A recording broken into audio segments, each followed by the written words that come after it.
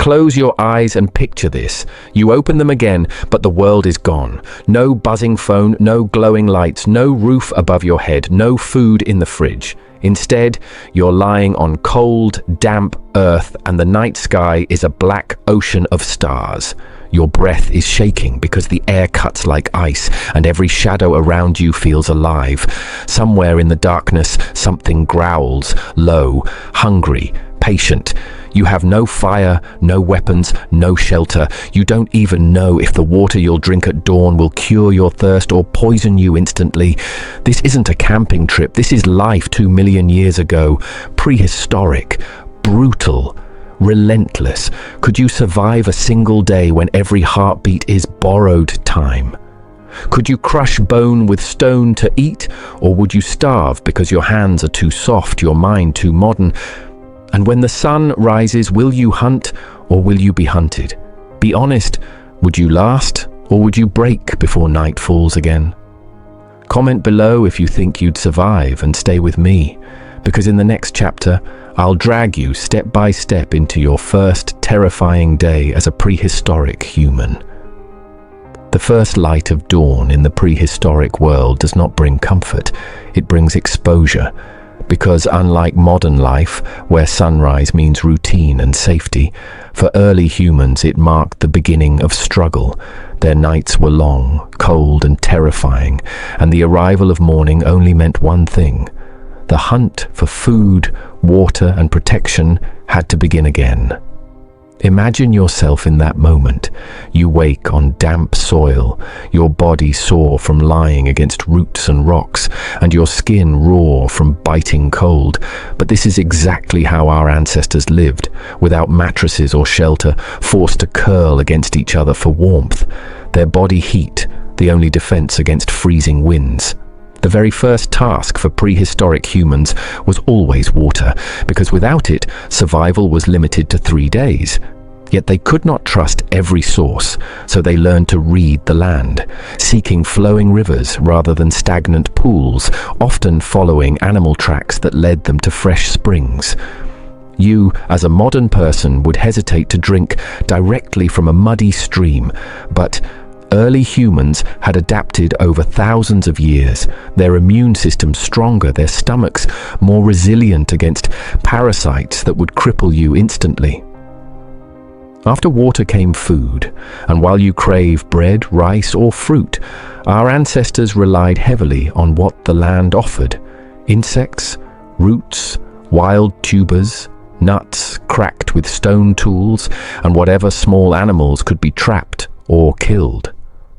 Fossilized remains show that early humans, like Homo habilis, scavenged more than they hunted, waiting for predators to finish with a kill, then using sharp flakes of stone to strip leftover meat from bones. Even marrow, sucked raw from broken bones, provided precious calories. Imagine gnawing on a bloody fragment, because fire, which today feels natural, was not yet mastered 2 million years ago. It was not until around 1 million years ago, with Homo erectus, that controlled fire became common, giving warmth, light, cooked food, and protection against beasts. Until then, raw flesh, bitter plants, and wriggling grubs were the diet of survival. Fire was so revolutionary because it unlocked new food sources. Roots too tough to chew could now be roasted, meat became easier to digest, and smoke kept insects and predators at bay. So much so that some scientists believe fire was the single greatest leap in human evolution, allowing our ancestors to grow bigger brains. Shelter, too, was primitive but essential. Early humans often sought caves, but caves were dangerous, usually home to hyenas, leopards, or cave bears, so temporary shelters were built from branches, leaves, and animal skins, fragile lean-tos that barely resisted the weather. Clothing, as you know it, did not exist until later. Instead, animal hides, scraped with stone and tied with sinew, became the first protection against cold. Tools, meanwhile, defined survival. The Oldowan stone tools, simple yet revolutionary, were created by striking rocks together to form sharp edges.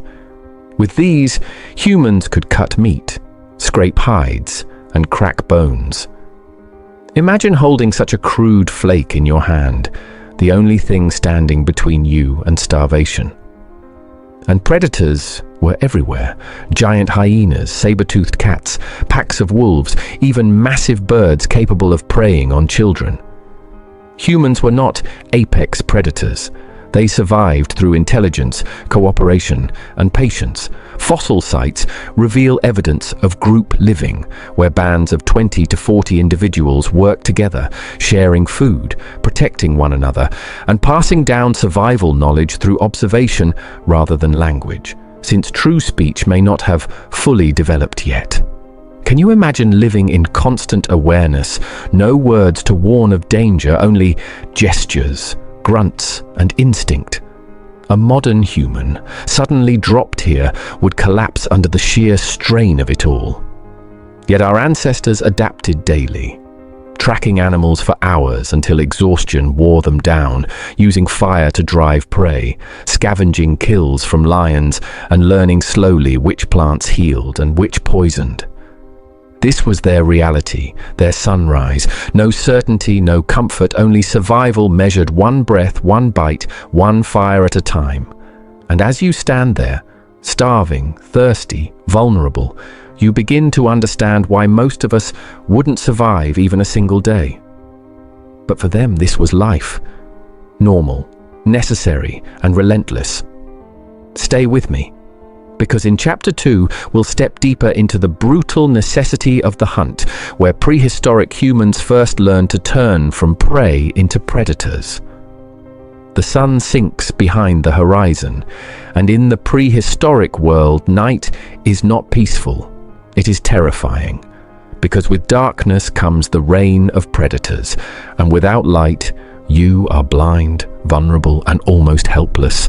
This was the time when saber-toothed cats prowled silently, when hyenas with bone-crushing jaws laughed in the distance, when wolves hunted in coordinated packs, and giant owls could snatch children into the sky. For early humans, surviving the night meant mastering fire, because fire was more than warmth. It was a wall of light against the unknown, a weapon against predators, a tool for cooking, and a center of community. Archaeological evidence from sites like Wonderwork Cave in South Africa shows fire being controlled nearly 1 million years ago by Homo erectus, who learned to carry smoldering embers from lightning-struck trees and nurse them into lasting flames. Around those fires, humans huddled close, pressing together under animal skins for warmth, their bodies shaking not just from cold, but from fear of the sounds beyond the glow. The snap of branches, the growl in the distance, the rustle of unseen creatures circling. For you, suddenly dropped here, the night would feel endless. No streetlights, no walls, no locked doors, only stars above and predators lurking just beyond vision. Fire also gave birth to ritual and culture. It allowed humans to sit awake after dark, communicate with gestures and primitive words, share food, plan hunts, and pass down survival lessons. Without fire, nights were spent in caves, but caves were double-edged. They offered shelter, yet often belonged to bears, leopards, or hyenas, forcing humans to fight for their space. Imagine the flicker of firelight casting shadows on rough cave walls, smoke filling the air as children clung to mothers, and hunters sharpened tools in silence, every ear tuned to the growl of predators outside. Even then, safety was never guaranteed. Fossil evidence shows puncture marks in human bones from big cats, proof that many did not survive the night. Clothing made from scraped hides and sinew became another line of defense, insulating against cold while signaling the dawn of innovation. Over tens of thousands of years, humans improved shelters, branch huts, skin tents, and later primitive huts from bones and mud, structures that turned nights from pure terror into something survivable. Still, sleep remained light, broken by constant vigilance, with sentries staying awake, ready to scream, throw stones, or brandish torches if danger came too close. Can you imagine sleeping in shifts, heart pounding at every crack in the dark, knowing that one mistake, one moment of unawareness could cost the entire group their lives? Yet it was through these nights that humanity evolved resilience, learning cooperation and trust as essential tools for survival. Fire, shelter, and community transformed humans from prey into something stronger, laying the foundation for civilization itself. For a modern person, though, stripped of all technology, the prehistoric night would be unbearable. No phone to light the dark, no locks to keep threats away, no medicine if bitten or clawed, just raw fear and the fragile protection of flame. And as the long hours stretch until dawn, you would understand why most of us wouldn't survive even one night as our ancestors did. But for them, this was not extraordinary. It was life, repeated for millennia, until slowly, through fire, tools, and cooperation, humans claimed the night as their own. As the last rays of the sun sink below the horizon, you suddenly realize that in the prehistoric world, night is not rest, it is war. The warmth of daylight, the fragile illusion of safety, vanishes instantly, replaced by a suffocating blackness that stretches endlessly across the land. There are no streetlights, no lamps, no walls, no locked doors, only the cold wind threading through the trees and the unsettling chorus of predators beginning their hunt. For you, a modern human, darkness means inconvenience. For them, it meant death waiting just beyond vision. This is when saber-toothed cats prowled silently, their canines longer than your hand, designed to pierce through the neck of prey in a single crushing strike. This is when hyenas, far larger than the ones alive today, roamed in packs, their bone-crushing jaws capable of snapping femurs like twigs, their eerie laughter echoing across valleys. This is when wolves hunted strategically, surrounding and testing the weak, and massive owls swooped silently, snatching small children into the night. Early humans knew all too well they were not the apex predator. They were prey, fragile bodies wrapped in thin skin, slower than every beast, weaker than every claw, more vulnerable than anything else in the food chain. Their only defense, their miracle, was fire. Archaeological discoveries from Wonderwerk Cave in South Africa reveal that nearly 1 million years ago, Homo erectus learned to control fire, carrying burning branches from trees struck by lightning, nurturing embers in piles of grass and dung, and protecting flames as if they were life itself. Because they were. Fire was more than light. It was a fortress. Its glow pushed back the darkness. Its heat kept hypothermia at bay. Its crackling presence warned predators to keep their distance. But keeping fire alive was a skill in itself. Dry wood had to be collected before sunset. Embers had to be buried under ash to smolder through the night. And watchful hands had to feed the flames, because once the fire died, so too did safety. Imagine sitting at the edge of that flickering circle of light, your stomach still empty, your skin still cold, listening to the growls and snapping branches just beyond the fire's reach. Every sound is magnified in the dark. Was that the wind or claws dragging through leaves? Was that an owl or something stalking silently, waiting for the fire to dim? Sleep is impossible for all but the most exhausted. And even then, it comes in shifts, in fragments, because at least a few members of the group must stay awake, throwing wood into the flames, clutching stones and sharpened sticks in trembling hands, ready to shout, throw, or fight if something dares approach. Early humans slept in cycles, not in the deep 8-hour blocks we enjoy today. Their nights punctuated by fear and vigilance. And when caves were used, the risk did not vanish. Caves were often homes to hyenas, leopards, snakes, or bears, and claiming one meant bloody conflict. Evidence carved into fossils shows that many humans lost that gamble, their bones scarred with the teeth marks of predators.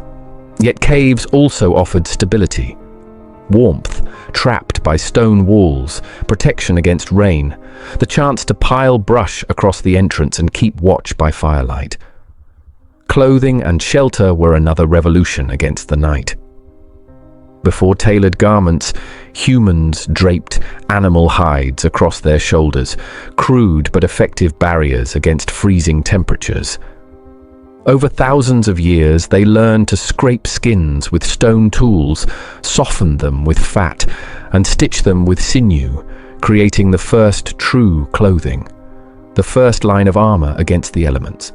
By the Paleolithic era, groups began constructing huts of branches, animal bones, and hides. Fragile structures, yes, but enough to keep wind and rain from tearing heat from the body. Inside these huts, or caves, clustered around flames, humans found more than survival. They found culture. Firelight extended the day, allowing communication, gestures, and eventually the slow rise of language. Around flames, they told stories, mimicked hunts, taught children which plants to eat and which to avoid, and bound themselves together in trust.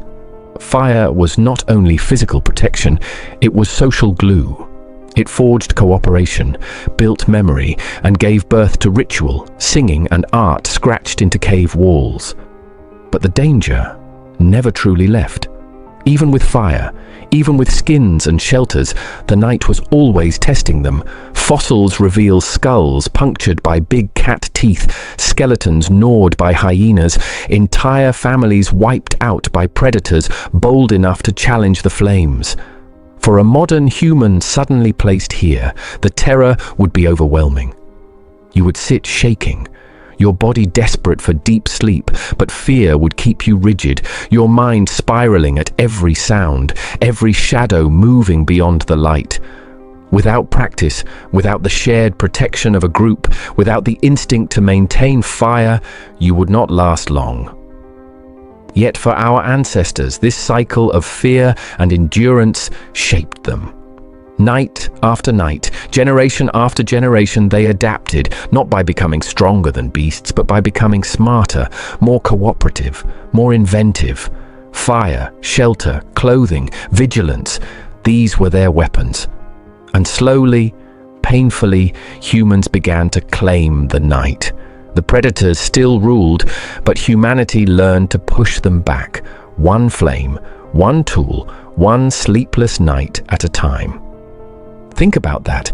Every time you switch on a lamp, close a door, or curl beneath a blanket, you are enjoying luxuries purchased by thousands of years of survival against the crushing terror of darkness. Could you survive such a night? Could you sit awake, weapon in hand, fire sputtering, listening to the low growl of something circling just beyond your vision? Our ancestors did, because they had no choice. And it is in this endless battle against the night that humanity's true resilience was forged. If the predators of the night didn't kill you, the land itself often did, because in the prehistoric world, nature was not a backdrop. It was an enemy to be survived every single day. Imagine a sudden storm rolling over the savannah, lightning splitting the sky while freezing rain drenches your fire, turning your only protection into steam and smoke. Without flame, you are blind, and with soaked wood you may not rekindle it for days. Hypothermia sets in fast. Your body shakes uncontrollably, your teeth chatter, and your strength fades, all because you cannot regulate heat without clothing or shelter. Early humans fought this battle constantly, learning to cover themselves in hides, smearing mud on their bodies for insulation, and building crude windbreaks from branches and rocks. And weather was only one danger. Droughts could turn rivers to dust, forcing entire groups to migrate hundreds of miles in search of water, exposing them to rival tribes, starvation, and exhaustion. Diseases were everywhere, invisible killers that our modern medicine has tamed but which then rampaged freely. A simple cut, made while sharpening stone or breaking a bone, could swell, rot, and kill within weeks. Insects spread fevers, parasites lived in the water, and raw meat carried sickness that left bodies weak and vulnerable. Archaeological evidence shows early humans suffered arthritis, broken bones, infected teeth, and malnutrition regularly. Yet they endured because groups often cared for their wounded, one of the earliest signs of compassion and cooperation in our species. Broken femurs have been found healed in ancient skeletons, proof that injured individuals were fed and protected until recovery, because in the wild, no one survived alone. But compassion could not stop the earth itself. Volcanic eruptions, floods and wildfires ripped across prehistoric landscapes, reshaping entire regions and wiping out populations. The Toba supervolcano, around 74,000 years ago, nearly pushed humanity to extinction, reducing the global population to just a few thousand survivors. A bottleneck that almost ended our story before it began. And even in ordinary years, nature demanded constant payment, blazing sun that baked skin into leather, freezing nights that stiffened muscles, rivers that flooded and carried away children, earthquakes that collapsed caves, and endless, gnawing hunger during lean seasons when plants died back and animals migrated away. Early humans adapted by moving with the land, following herds, reading the stars, and memorizing seasonal cycles. They learned that honey could be stolen from bees with smoke, that fish could be trapped in woven baskets, that wild grasses could be gathered and ground into paste, the very beginnings of agriculture. They discovered that some plants healed, like willow bark, rich in salicylic acid, the ancestor of aspirin, and others killed instantly. Knowledge was survival, and it was learned the hardest way, through trial and error, through deaths that became lessons for the living. For you, dropped into this world, every breath would be borrowed time, every step a risk. Could you walk barefoot across jagged ground for miles without collapsing? Could you endure the burn of fever without medicine, the sting of insects burrowing into your skin, the agony of a tooth infection without a dentist to save you? Prehistoric humans did, because they had no choice. And through suffering they adapted into survivors strong enough to shape the future. This was the ultimate truth of the prehistoric world. The predators could kill you quickly, but nature itself killed slowly, relentlessly, without mercy. And if you still think you'd survive a single day here, ask yourself, could you fight not just the beasts of the dark, but the earth itself? Our ancestors did, and it's because of their endless battle with nature that you even exist to wonder about it now.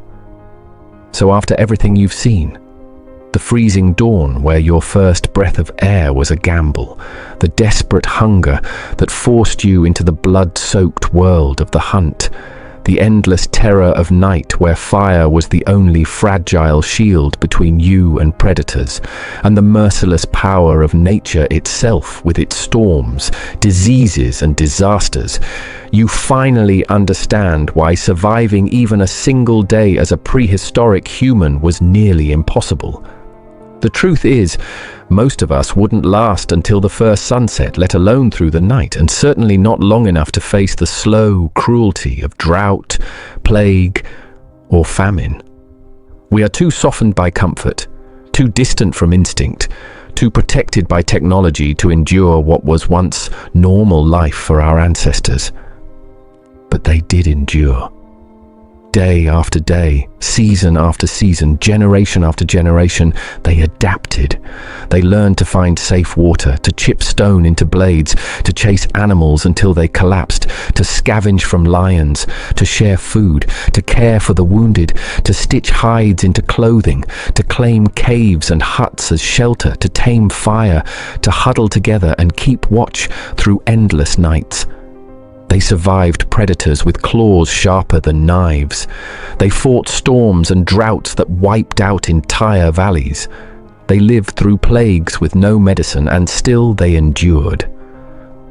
Archaeology tells us they came close to extinction more than once, reduced to only a few thousand souls at times, but each time they clawed their way back from the edge. And because of that stubborn resilience, that relentless fight against a world designed to kill them, you exist today. Think about that. Your very existence is the result of a bloodline that survived every nightmare the prehistoric world could throw at it. Your ancestors stared into the eyes of saber-toothed cats, felt the burn of fever without medicine, fought through freezing winds with nothing but skins on their shoulders, and they did not give up. They lived so you could inherit a world with walls, fire on command, food in markets, medicine in bottles, and technology that makes survival feel like a given instead of a battle. That's why you wouldn't survive a day as a prehistoric human, because they already fought those battles. They already paid that price. They already endured the agony of survival so you could live in comfort. And maybe that's the greatest lesson. Not to laugh at their simplicity, but to respect their strength, because without their fire, their courage, and their blood, you would not be here. The prehistoric world was unforgiving, but it forged the resilience that made us human. And even if you wouldn't survive a day in their world still survives in you.